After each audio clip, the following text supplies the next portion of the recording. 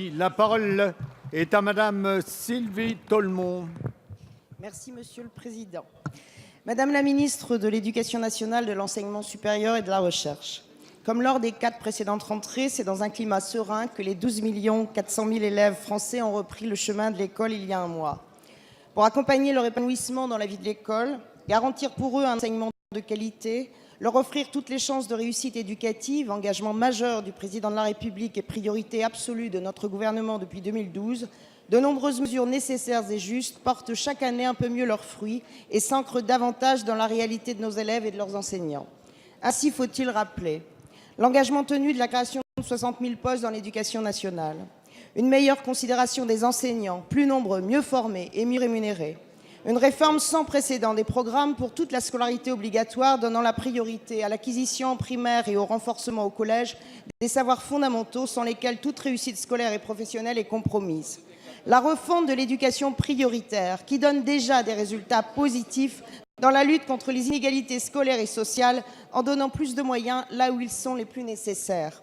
Enfin, un budget à la hauteur des enjeux majeurs pour la réussite de tous les élèves et l'avenir de notre pays. L'éducation étant redevenue le premier budget de l'État, un budget augmenté de 9 milliards sur le quinquennat, dont 3 milliards prévus dans le prochain projet de loi de finances. L'ambition d'une école plus juste, une école plus exigeante, une école au cœur de la République est ainsi clairement affirmée à travers ce bilan. Pourtant, à l'évidence, nous ne partageons pas tous le même dessein pour notre école. Il est particulièrement désolant qu'à l'approche d'échéances électorales, des candidats à une primaire à droite s'adonnent à une surenchère de propositions hasardeuses, préférant l'élitisme social au progrès pour tous. Leur projet est à l'opposé de ce que nous construisons depuis plus de 4 ans. Alors, Madame la Ministre, dans ce contexte, pouvez-vous revenir sur le bilan de cette rentrée scolaire qui a vu la mise en œuvre de la réforme du collège et tracer les perspectives de cette nouvelle année scolaire? Merci. La parole est à Madame Najat Vallaud-Belkacem, ministre de l'Éducation nationale, de l'enseignement supérieur et de la recherche. Merci Monsieur le Président, Mesdames et Messieurs les députés, Madame la députée Sylvie Tolmont. Oui, la rentrée scolaire 2016 s'est extrêmement bien passée, vraiment. Tout comme d'ailleurs la rentrée 2015 s'était très bien passée. Et la rentrée scolaire 2017, que nous préparons aussi, se passera encore mieux compte tenu des moyens que nous y mettons. Il faudrait être de sacrément mauvaise foi, mais je ne me fais pas d'inquiétude, il s'en trouvera toujours, de sacrément mauvaise foi pour oublier sur tous les bancs de cette Assemblée à quoi ressemblaient les rentrées scolaires il y a à peine quelques années, lorsque tous les élus locaux se battaient à coups de banderoles devant les rectorats contre la suppression d'une classe, d'une école, d'un AVS, d'une infirmière scolaire ou d'un CPE. Pourquoi est-ce que ces rentrées scolaires se passent bien? Parce qu'à tout cela, nous avons apporté des réponses.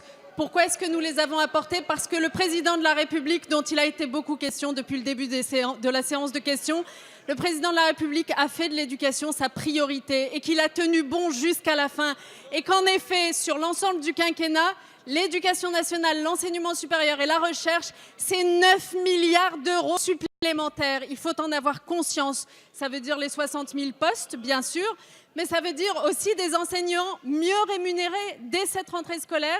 Les enseignants du premier degré voient leur indemnité augmenter à 1 200 €. Ça fait des années qu'ils attendaient cela et on va continuer.